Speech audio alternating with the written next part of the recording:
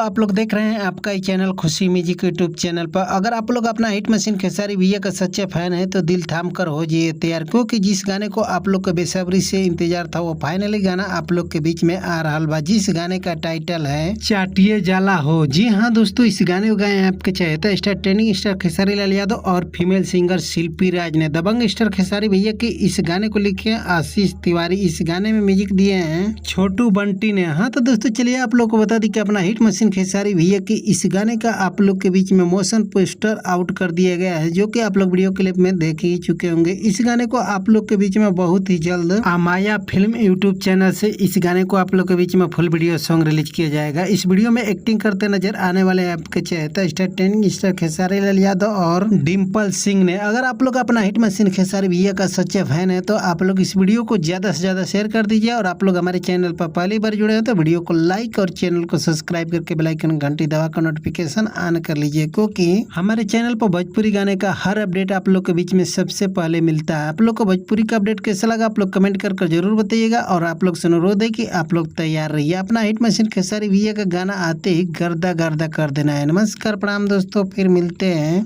नए अपडेट के साथ, तब तक के लिए बाय बाय। आप लोग स्वस्थ रहिए, मस्त रहिए। नमस्कार प्रणाम दोस्तों।